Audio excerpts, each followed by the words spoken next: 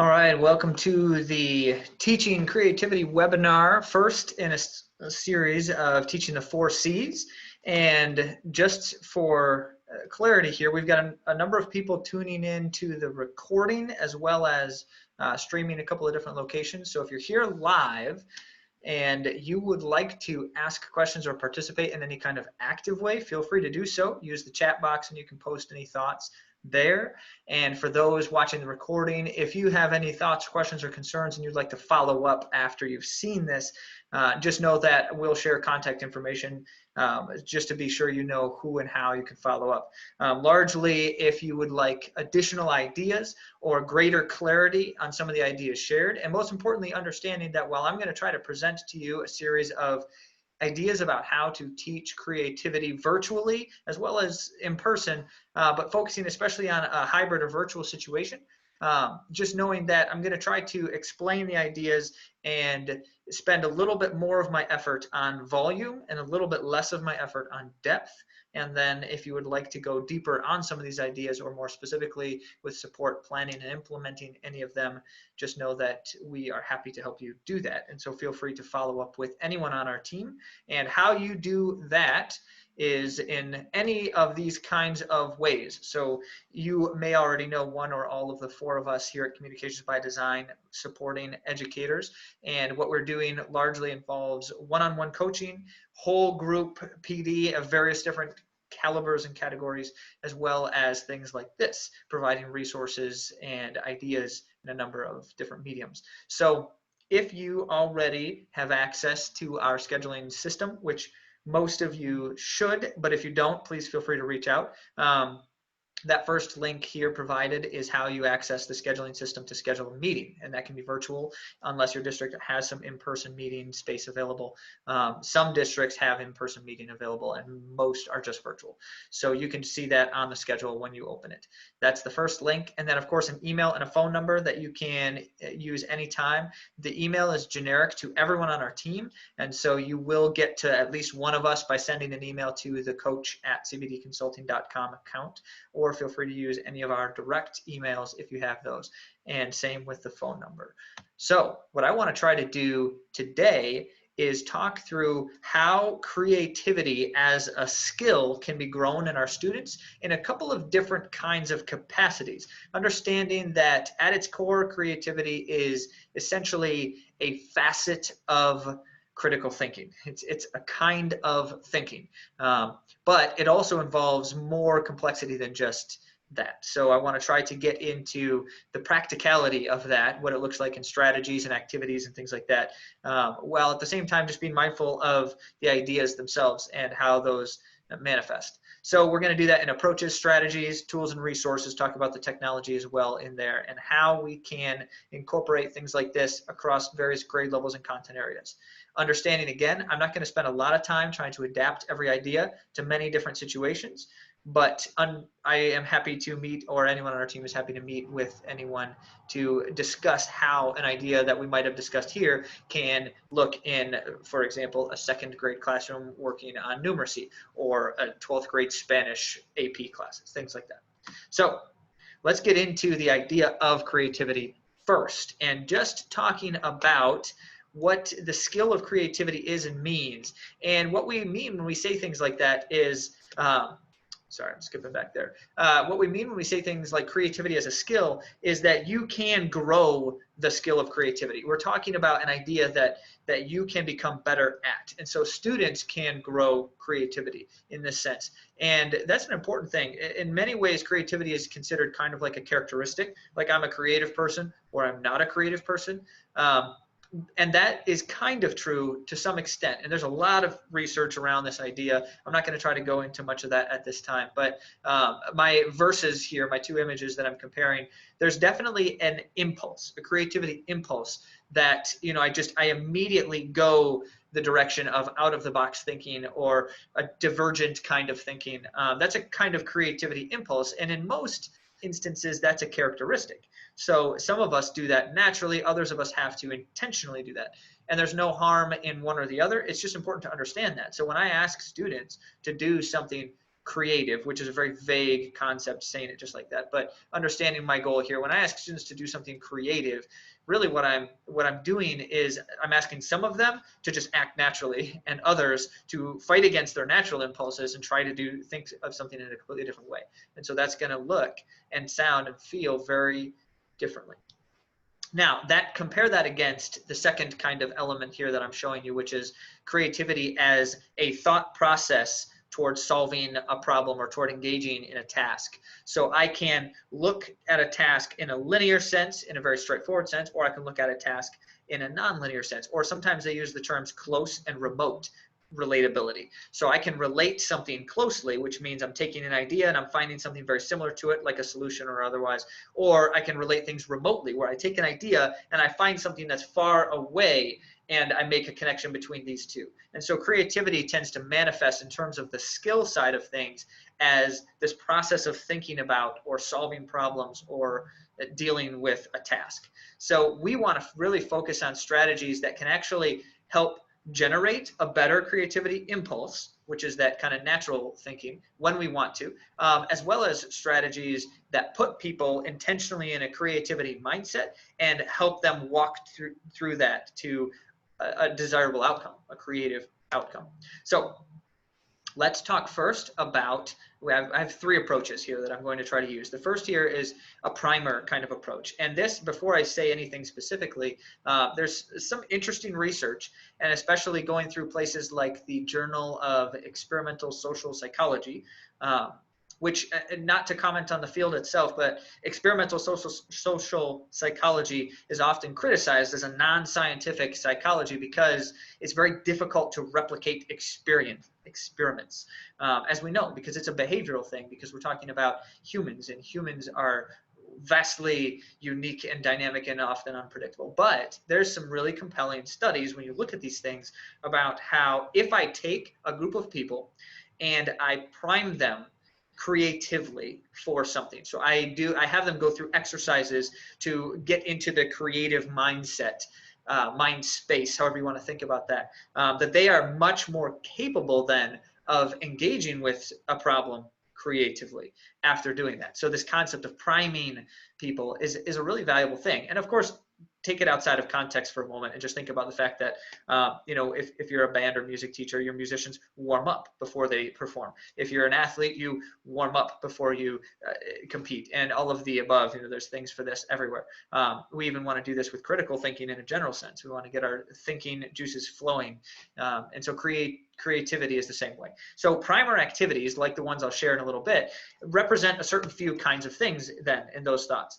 We want them to be simple, basic format and structure, something that anyone can engage in very easily, despite not necessarily feeling like they're creative people or struggling to come up with this like open flowing creativity concept. So we want it basic and simple. We want it to be an open-ended interpretation so that as much as possible, getting people to diverge in how they're thinking when they're doing these activities. And then the last piece here, that I don't really want to attach accountability in a severe sense to these kinds of things, because your students who don't feel confident being creative will be much less creative if there's a grade attached. And your students who do feel confident being creative, when there's a grade attached, then it skews the way that they're engaging with that, even the ones who are comfortable. So that said, this kind of activity I'm talking about, I would never grade this if I'm in your shoes. Now, that doesn't mean that I wouldn't somehow hold students accountable, because in a virtual learning situation, we need degrees of accountability for many, and if not all, of the things that we're doing.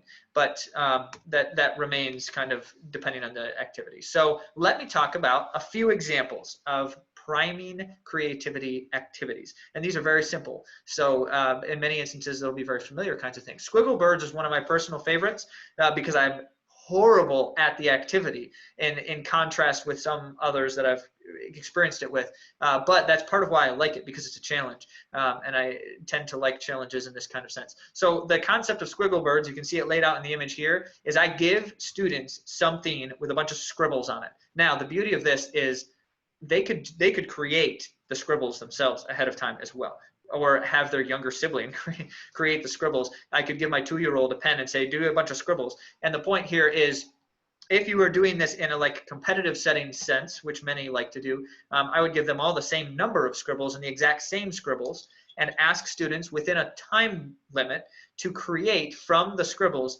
a bird or unique birds, as many as they can from the scribbles within the time limit. And so you can see my attempt with the blue lines there. Remember how I said I don't feel that I am wildly successful at this activity? Well, there you go. So I attempted 2 of them with my blue writing. And what I did is I just tried to turn a couple black scribbles into these bluish birds. And I scribbled a bit, and then it like looked a little bit like a bird, and I moved on. So I would give students 1 minute, 2 minutes, 3 minutes, how much time do you want to spare for something like this, but not more than a few minutes to engage. And of course, the question being then, what would they do, or how would they do this activity, so that, if we're virtual, if we're all online, even potentially you could do this asynchronously, and I'll explain that too, in a compelling way that could still be a lot of fun for the students. So, and that fun emphasis should be there. Now, here's how I would go about trying to implement this in a couple of different ways. So there's an app called Whiteboard.fi, and that's what that first image is that you see here in the circle. Whiteboard.fi or whiteboard.fi is like a collaborative whiteboard kind of thing. Think of it, the app works basically like the concept of in the classroom, if all your students have their individual whiteboards with their marker and they write on it and then hold it up kind of thing. It's that exact same concept, but digital. So as a teacher, I have a window where I see all of the students' individual whiteboards, and they don't see each other's. They only have their own. And then I, the teacher, also have my own. And I can at any time show the students my whiteboard, or take a student's whiteboard and project it to the rest of them. But they never have control over sharing their whiteboard with anyone, except they can ask the teacher for help. There's like a request button. But so it's very individual or compartmentalized, and then can be shared if we would like to. And so especially if it's like at the end, highlight a couple of students, or have volunteers share their boards, that kind of thing, then I can control that as a teacher. So how I would do that in that setting is, it allows you to put an image as the whiteboard background or something like that. So I could have students, first I put an image, use this image as their background, and then they all have, that image is just a bunch of scribbles. They all have the same scribbles. I give them 2 minutes, and I can do this in a live virtual session. So we have Zoom window open. I give them a 2-minute timer. I tell them when the time's going to expire, that they need to stop. And I can't remember if the whiteboard.fi lets you actually lock the boards and stop them from writing, but if you can force them to see your board, so you can switch what they're seeing. So I could just do that, force them to see my board, so that takes them off of theirs to end the time limit. Only because it creates that sense of, you don't want them to just keep going forever when you're trying to move on to something else. Is kind of the idea there. You can also just turn off the room when it's done too. So that whiteboard.fi app is a great way to do this kind of activity. And then of course, Jamboard is another potential tool for such things. The collaborative version of Jamboard, if I have, because you can have 20 different pages or slides of boards. If I have students on their own slide, that would be okay. If I have more than 20 students, that's a problem. Although you could do this with partners, things like that too. So I could use Jamboard in a couple of different ways, because Jamboard now integrates well with Google Meet. If you use Google Meet with your classes, that's a convenient element. And then Google Slides is another one that, just in the same sense, if I have a different slide for each student, but of course, if you're familiar with Google Slides, free drawing on a slide is not super easy, but there is a way with the little scribble tool. There's a way to draw, so I can get it done just with Google Slides if I need to. And I could do that, as I said, with one slideshow and everyone has a slide in the show. That can be messy, but I can also use like something like Google Classroom, or just have students make a copy, and on Google Slides, they just have one slide then with all the scribbles. Or I could have, a slide for one scribble. So it's bigger. When it's bigger, it's a lot easier to draw on it. So things like that are great adaptations to make it more applicable. And then the last one here I want to mention, that last logo, is Screencastify. If you're familiar with Screencastify and how it works, in contrast with most other screencasting tools, Screencastify presents a great way to do this asynchronously, if you're not all live together. And what it is you tell students you have 2 minutes, and because they're creating a video recording of this, you'll know where the 2 minutes are. It's going to be obvious because the video is going to be 2 minutes long, or something like that. And so you have 2 minutes, and you give them just a copy of a document. It doesn't matter what format the thing is you give them. with all the scribbles for them to turn into birds, because what they do is they launch Screencastify to start recording, and there's a drawing tool built into Screencastify. It's in the toolbar on the bottom. And so when the student starts recording, they have this pen and they can just start drawing right on top of whatever is on their screen. So like I said, if you just give them a Google Doc with a bunch of scribbles, if you put an image in Google Classroom or Schoology or whatever that is, they can just scribble on top of the screen. They don't have to actually annotate the document, which is helpful. There's other tools, plenty of other ways to go about these things. The Screencastify one, you have to come up with a way for them to share it, whether you want them to see each other's or just share it with you. They could post the link to the video anywhere. You could also do that with Flipgrid, though, which then becomes a social element. So they share the videos after they've done the scribbles, and everyone can see everyone's videos, and that could be a lot of fun. And plus, Flipgrid has the added advantage of a time limit for each video, so you can require students to only record for 90 seconds or something, and then it just stops. So you don't have to worry about the time limit there. They don't have to self-manage that. Okay, so lots of different things that I talked through there. I'm actually setting up a couple of ideas that will connect to some other things as well. So that explanation might be a little bit longer than some of these other ones. But let's talk about another strategy, similar in form and function, but now we're talking something more tactile. So the paper squares idea is just literally give students a bunch of squares of paper. And of course, if you're not in person, you can just ask them to find paper. It can be any kind of paper, scrap paper. It doesn't have to be clean, doesn't have to be plain. Any kind of paper, any size squares, fundamentally. They don't even have to be squares. Just have a bunch of scraps of paper.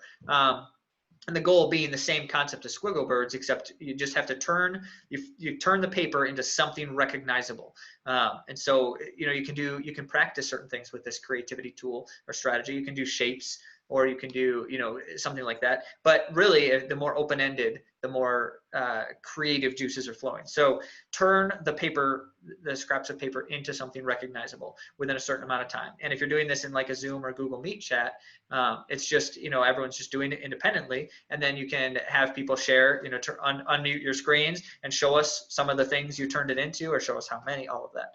So the paper squares idea, just like the Squiggle Birds idea, give them a time limit, give them a certain number of pieces of paper or an unlimited number of pieces of paper, and it's just the time limit to set their limitations. See how many you can get. The whole point here, as mentioned earlier, is this is supposed to be simple, priming their creativity so that you can engage in a complex or a more creative, intentionally creative task later. Now, just as a mention of the tools, I already talked about a couple of these here, but certainly using Seesaw to show, if the students show a picture of all of their paper squares that they folded up, they can show that in Seesaw very easily, or they can do a video of themselves the whole time folding things up.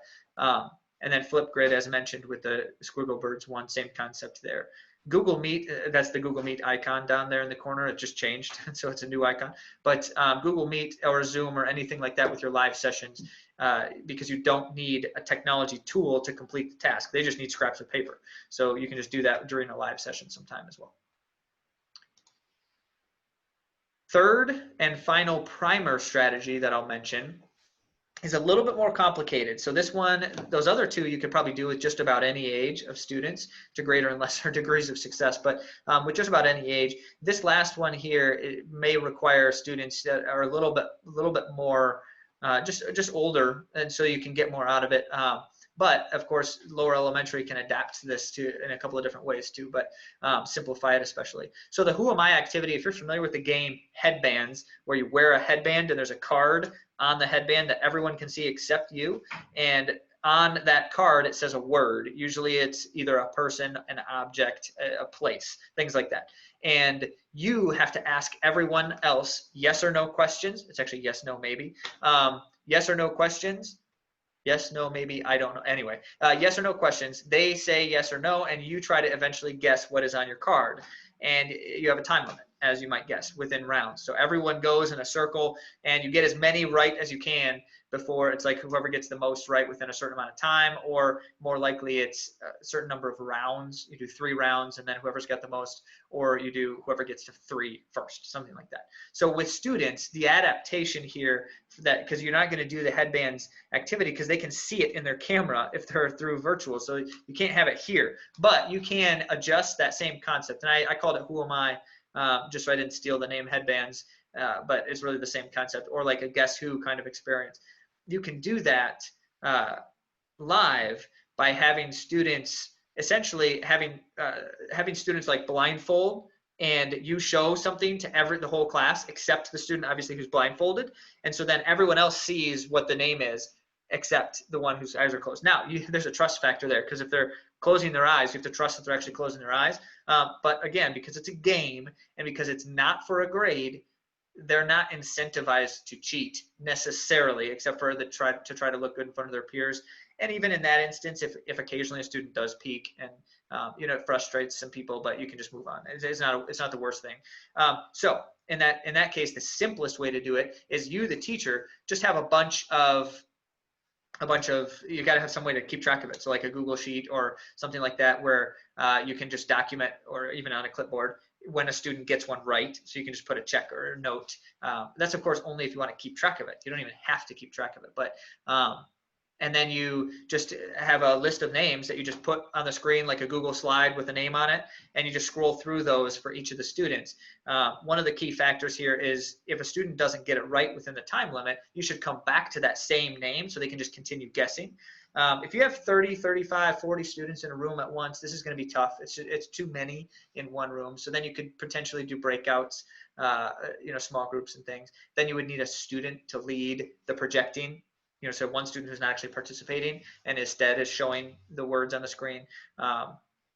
Various different ways of going about that potentially. As mentioned, as far as the tools are concerned, you can use Google Slides to just project things up.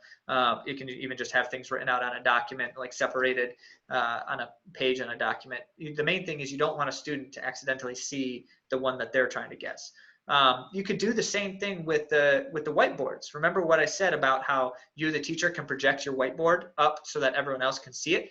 So you could do that where you have a student, when it's their turn, cover their eyes, blindfold, something like that. Put a huge thing up in front of their computer, block it so it's clear that they can't see.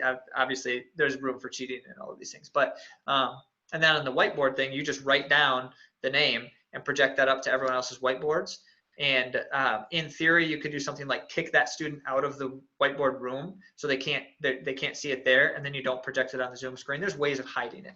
But the point being here, the activity is for them to guess whatever the word is without being able to see it. And everyone else in the group is giving them yes or no answers to their guesses. So it's all participation. It's an all-in thing. And especially with small groups, like a 10 person, 10, 12 person group would still definitely work. More than that, it would start to get a little chaotic potentially. So those kinds of elements there. And I think you could make this thematic and topical if you want. It even becomes a valuable kind of like a review activity too for something like social studies or science, when you have topics that lend themselves to this kind of a guessing experience. I've seen teachers do this with literature reviews as well. Characters in a novel or something, or characters, places, and objects in a novel, things like that. So let's move on to, I do have just a couple of other honorable mention activities here. If you've ever heard of 30 circles, it's the same concept as squiggle birds, except they're all circles instead of squiggles, and you just have to turn the circle into a recognizable shape. Most people draw like a basketball, and then a soccer ball, and then a baseball, so they're recognizable shapes. A lot of people hack the system and start drawing emojis, and then there's an infinite amount of emojis you can draw in the circles. So that's always fun. And again, time limits, things like that. Sketch-it is just a general reference to any time you want to sketch a thing or a concept or an experience, all of those things. So one of the ways that I've seen this, especially as a primer activity, go really well is you have students, it depends on the structure here, but every student once a week or every, once a day, depending on how many times you do live meetings, one student gets up and tells a story about something they did over the weekend. And all the rest of the students are sketching something that comes to mind when they're hearing that story. And then, and this is, you have to always be careful here, right? Because it's a vulnerable thing. So in a lot of instances, I see teachers most of the time, they don't have students share those with each other, but the teacher will collect them in some capacity and then just show a couple to everyone that are like, oh, look at this was an interesting idea, and they don't say who did it, all of that. So I just always be careful with something like that, because if a student's sharing a personal story and then others are sketching it, they could potentially offend very easily, that kind of thing. We can avoid that. However, you could have the student share something that is not personal. So like they talk about a book that they read. I'm thinking of like how often do we do book talks and book sharing. So in elementary especially, if they're all doing occasional book talks, have one student give a book talk and everyone in the class is sketching something that comes to mind when they hear it. And so it's a lot of stick figures and just straight line sketches. That's all fine and good because the point here is just a primer. You could use it to a greater degree though than just a primer as well if you wanted to. And then that last one there, group writing. That is the concept of, this is a very common thing where you have people writing a story collaboratively. So it's like taking turns. You could do, you have the telephone game type of thing where one person draws, the other person writes the word, the next person has to draw it, and if by the end it's evolved into something completely different. You could do something like that, but more often you see it like a Google Doc that 3 or 4 students are shared on together, and one at a time they enter a word and they write the story or the paragraph together. And so you have to try to find a way to carry on what the last student wrote. I could do this with a class of 30 all at once as well. It just, there's a lot of potential for if someone deletes someone else's word, that's, things like that. But you could do it in a number of ways, in whole groups as well as small groups, certainly. And it doesn't have to be live. That certainly can be asynchronous as well. So now let's move on to the second approach, talking about then specifically creatively solving problems. And what we're really talking about here is if you take a complex problem and you try to solve it with creative solutions. And so it's not about coming up with the right solution, it's about coming up with a unique solution or something like that. And it can be very important with this kind of thing to give students opportunity to share and showcase their ideas, especially because we're talking about growing creativity as a skill. And so for me to see what others were thinking in their creative process helps quite a bit. The next time I try these things. So as a note, this approach would be something that after we have primed the students, it's not a creativity primer activity anymore. This might be quite a bit more academic in nature or more content specific with what we're doing. Certainly you could grade these activities. We're not talking about just these short, quick things anymore. So here's an example, makerspaces. This is the very common example. And what the goal is with a makerspace in essence is to solve some kind of problem by creating a solution from whatever's available. And sometimes it's a very specific. So you see a makerspace where they have like robots and coding apps and things. That's not exactly the concept we're talking about. I'm talking more about like you have a bunch of Lincoln Logs and Legos and Kiva blocks or however you say that. And the students are building something to accomplish a purpose or represent a topic or a concept. So, it's either operational, it's going to do something, or it's ideistic. So it's just an idea or it's a function.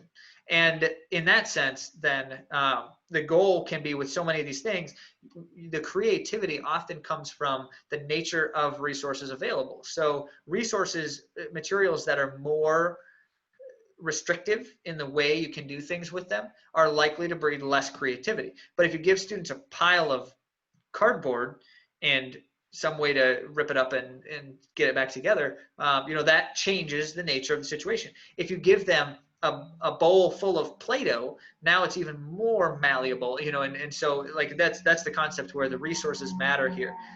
Something like Kiva blocks that are all the exact same shape, size, and color by themselves are very static. So you have to scale it for it to become more creative. You have to go a lot of places with those things. So that said, let's talk about digital things for a moment, because the makerspace concept is almost always a physical space with physical materials. And so we'll come back to that in a moment. But as far as digital tools, doing something like Google Drawings, Google Slides has these features and tools built in too, that you can design something. And specifically a visual thing that you can create. And then also doing something with video. So if I can create something with a video, then I can kind of mash up a bunch of different things. So like Screencastify gives you some editing. It's not just recording, it's also editing. And what you can do with that is you can I can video one thing, video another thing, put them together. I can record some Google Slides, and then I can record my webcam. I can put those. So you can combine a number of elements to create this video that's then trying to showcase whatever aspects you're talking about. Now, one of the things you see the most often with video in Screencastify is using Google Slides to create animated videos. So if I take a Google slideshow and on the first slide I put a little animated character like a Bitmoji character, and then on the second slide I move the Bitmoji character a little bit, and on the next slide a little bit, and then it's stop motion, and then you run them all together, it looks like the Bitmoji character is walking across the screen, something like that. So you can use these things in conjunction with each other to design something. By its very nature, Google Drawings is the same concept as a maker space as far as how its tools work. You'll see people create things like visually in Google Drawings, but in order to do that, you have to like combine shapes together in a way that ultimately when it's done looks like whatever the thing is you're trying to create. You know, if I want to make a tree in Google Drawings, there is no tree shape, but I can take an oval or a cone shape for the trunk, and then I can take a bunch of triangles, fit them just right, make them the right color, and now it looks like a tree. So that's the concept we're talking about here with just a design tool like that. And then Seesaw, you know, you've got some free drawing in there. You've got at least recording and capturing and sharing. So you can use that in some of those kinds of manners too.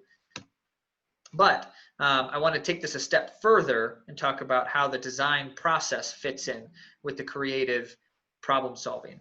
And so especially Makerspace is usually some form of a design experience in how it's implemented. It isn't always intentionally the design thinking model or framework, but oftentimes when we're talking about creatively solving a problem, we really are talking about the design process in some form or fashion.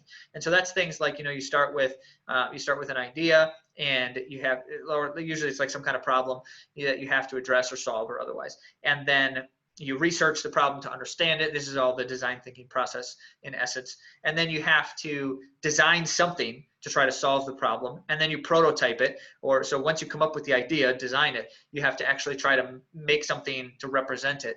And so then we're taking it one step further. That can be physical or digital.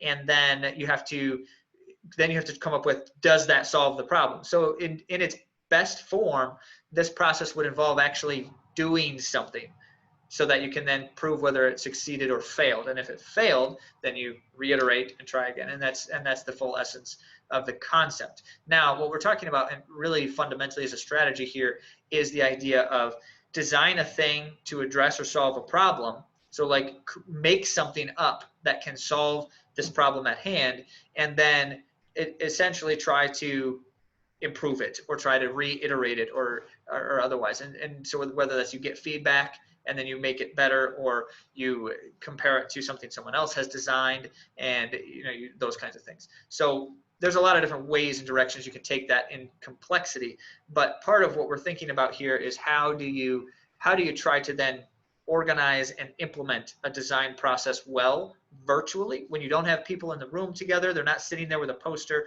doing things together. So first you need collaborative spaces, and secondly you need workflow organization structure in some kind. So I think about something like Google Sheets, which is a very easy way to collaboratively organize workflow.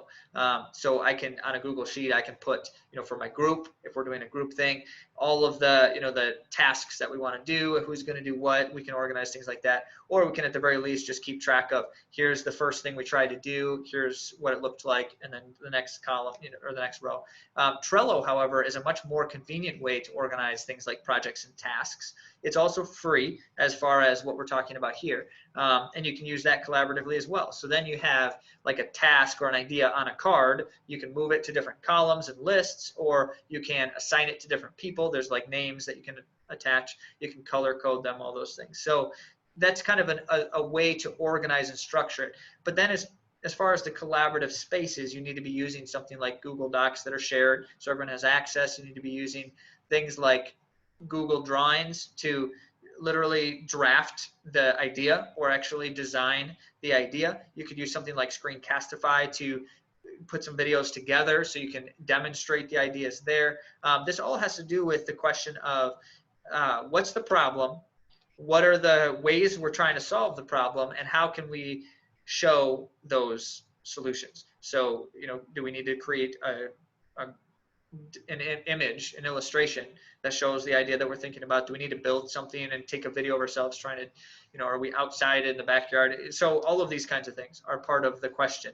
And the various tools that you might use to answer the question are things like video, collaborative docs, and such. So certainly other elements of this creative problem solving kind of thing.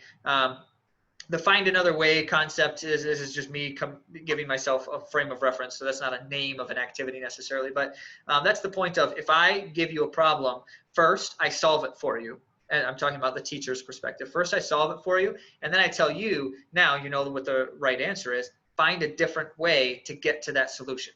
So this is the way I solved it. You can't solve it that way. You can't take these steps. You can't do it in this process.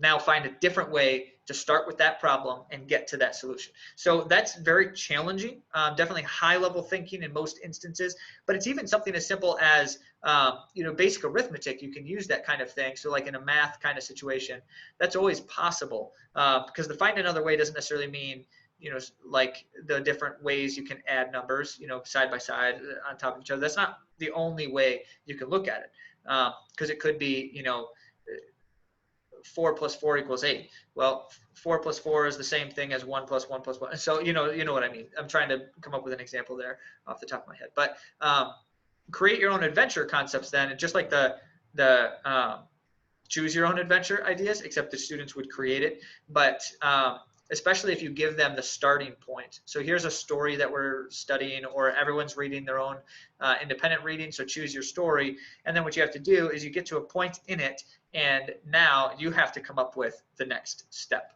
Or the characters reach some kind of crisis or problem, and you have to come up with how they're going to solve the problem. And you do that first, and then you continue reading, things like that. So that you can do with any kind of reading, any kind of literature study, but you can also do it with historical studies and social studies. So there's a lot of different ways that I see people try to implement ideas like that. And again, we're talking about a creativity strategy. We're intentionally having students try to come up with things that are not necessarily, they're not studying who did it and who did it when. In that instance, they're making up the details themselves. But you can, of course, orchestrate the greater and lesser degrees of how accurate it has to be or connected to certain other things. So last approach, showing knowledge, just in a very general sense. How do you show knowledge creatively? And so, of course, we're talking about creating products to demonstrate topics, or we're talking about creatively representing concrete and abstract concepts in some way. And as with the other one I mentioned, including opportunities to share and showcase is very valuable, because especially if students are going to try to put work into it, they want to know that someone cares to see it, and that someone usually has to be more than just the teacher to be highly motivating to students. So the first thought here is just a very general reference to the idea of, here's our topic, now go make something that shows whatever you know about it. So different than the problem solving thing. You're not making something to solve a problem. You're just making something that represents an idea in some way. And this can be, this does not have to be restrictive. So you can charge students with whatever you have nearby works, as long as you can explain how it shows this idea. So we don't have to be able to see it, as long as you can explain it. That's the very loosest interpretation of this kind of thing. But in essence, I think there's an example here where I give them a short video, 2 or 3 minute video that's instructional, content video. And then they're charged with, now that you have that basic understanding of a topic, the next step is you need to go learn a little bit more about the topic. And so with my older students, I can send them to the internet, go research this a little bit. With younger students, maybe I have them go ask a sibling or a parent, what do you know about bears? And they're going to tell me what they know about bears or habitats, something like that. And then once they've extended their knowledge a little bit more, then they are going to make something that shows what they have learned about bears or habitats or whatever else. And then they just simply have to capture whatever they've made and share it with the class in some capacity, or share it with the teacher in some capacity. And that can be digital or physical. So they can make something physically, like with the materials at home, whatever those may be. I can use any pillows that I can get my hands on, and I make them into, something like that. Or it can be digital, and so they're making videos, they're making images, all those things to represent something that they know about an idea or a topic. So talking about the tools that we use for these kinds of things, it varies widely, but common examples are things like Google Slides, as a demonstration, as well as capturing just images and videos that I've made. So if I create a Google slideshow about a topic, the point here is you can't just write down the words about something, you have to make something creatively. And so then, they can use Google Slides to make a stop motion video. They can use Google Slides to make a little miniature narrative about, I know something about bears. Now I'm going to create a little short story, a little children's story about bears, that kind of thing. So Google Slides has various different ways it can clip into something like this. Flipgrid's a really easy way if you have all the students doing something physical with building resources and materials at home, and then they just capture a short video of it with Flipgrid to show it and showcase it. Same idea with Seesaw. They can do that, but then in Seesaw they have the drawing tools and photo tools, so they could also make it in Seesaw, like draw it or create it there. Padlet is that's the little paper crane, and Padlet is a common way to just post something that they've shared. So if they have a video, if they have an image, if they've got a link to a doc where they've made something, they can just post it in Padlet. That's the sharing place. And then Google Sites, which is the bottom right-hand corner there. Google Sites is an easy way to build a really professional looking website. And it really is easy, honestly. And I'm talking about like third graders making Google Sites without a problem. I could probably get away with doing this with second graders just about as easily because it's not complicated. As long as they get enough understanding of the tool to know how to manipulate it, they can run with it from there. So the Google Site concept would be, if I've learned about bears, I can make a website, an informational website about bears, but I could also do something more creative than that too. So, this is a spectrum. Creativity is a spectrum for sure. So what do you want from students, and guide them to the kinds of tools that can get that result. And then, of course, the Genius Hour strategy, which is commonly used in especially in elementary, but we're seeing it more in secondary now as well, especially with the need for something interesting to capture our students' imagination. And so one of the important things here is that within your topic of study, if the Genius Hour is specific to a topic, so we're a science class, we're a biology class, so your Genius Hour project needs to be related to biology somehow, or it's just whatever you want, and that often is the case in something like elementary school where you have multidisciplinary situations. But the point being, what they create to show their learning, to show this topic in some way, that doesn't need to be just a Google slide like everyone always makes the Google slides. That can be more dynamic. And so then we look at, so how can you be informational, informative, and creative with your product at the same time? So those kinds of questions can be answered with things like we were just talking about in the last one. So making videos, doing stop motion with Google Slides, creating websites with multimedia resources, and all of those kinds of things. Now, there's certainly plenty of, as you would guess, there are plenty of strategies out there for creativity in various capacities. Just a couple of other things that, the idea of dramatizing something, so I can act out a concept. You see these videos, these are always really funny videos on YouTube and such, where you have like people acting out biology or chemistry concepts a lot, and they're just very silly, very funny, but at the same time they can also be quite instructive. And so that kind of a thing can be a really interesting experience for students. It also can be informative, so you can use it like, you have to dramatize a concept, that then you're going to use that dramatic retelling of the concept in some way to teach others about it. The graffiti carousel idea is where you basically have students, everyone starts something and then they move on, and the next group comes and they continue it on to the next step. So that you just use that with any number of different kinds of things, whether it's like a narrative and you write a paragraph, the next group writes a paragraph, or like that, the group writing concept where you just all write one bit at a time individually. And then, of course, the last point here, which I think is just a blanket comment for anything that we're talking about in any of these strategies, which is what Michael Bungay Stanier calls the AWE question, AWE, AWE question. And what it means is the and what else question. So for feedback is my comment here, but also really just in any context where I say to someone, here's what I've got, and the person's response is, so what else? And what else can you do with that? Or what else do you know about that? You know, that kind of thing. It's Michael Bungay Stanier calls that the perfect coaching question, because you're trying to coach someone in their thinking. And so when they say something like, well, here's a problem that I have, my answer is, and what else? And well, here's more of a problem that I have. Well, what else? You can just keep going and going. Eventually it gets exhausting, so you don't do it forever. But you can definitely do this with our creativity juices, because if I say to you, you know, here's an idea I have for how to solve this problem, you can respond to me with, okay, so what else? What else can you come up with?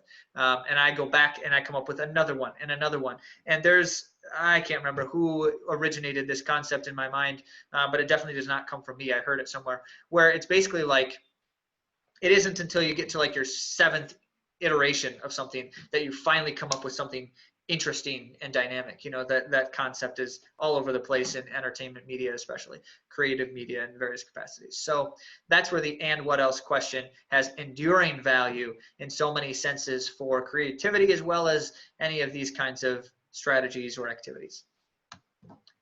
Now, naturally, if there were any questions, and certainly as mentioned, we've got a number of people tuning in a lot of different settings here, and some are just watching the recording after the fact too. So I would love for you to direct any of your questions or goals or ideas. You know, what is it that you still need after this conversation or after these concepts? We can help you with that, and here's how we would love to help you with that. First, know that we have a lot of other kinds of ways you can engage with our material, with our concepts, with our trainings and our other events. So we've got a lot of that, all of it at the top website listed here, the Elevate EDU, cbdconsulting.com/Elevate EDU. And that is everything that we have to offer for educators. Free resources, as well as events and things that like project-based learning, virtual project-based learning, remote instruction, which many of you have already participated in. And we've got others. There's many other things. We're talking about the 4 C's as kind of a focus area in a lot of these ways. We also have opportunities for things like online courses specifically devoted to each of the 4 C's. So if you want to get really deep into critical thinking, or we're talking about creativity today, if you want to take that a step further, there may be opportunities for things like that. However, in all senses, if you just want to talk to somebody about it, and that's what we do the most of, and that's what we do very commonly with these kinds of ideas. Just reach out with the virtual coach link there. You can find our scheduling app as well as various other ways to contact us. And then the contact us link there is the same concept. There's just 2 different ways to get to it in case you lose one. So make sure that you link up with someone on our team if you've got questions, or if you feel like we can bring this one step further for you, helping implement ideas, helping plan ideas. We're always happy to engage at any level with these kinds of things. So those are the contact details again from earlier. And I'm Zach. We've got Amy, Eric, and Pete with us as well, working on this together. And we are happy to do what we can to support any and all of you. So thank you. Thank you for participating. And for those watching after the fact, thank you for checking back in. And if there's anything we can do for you, reach out and let us know.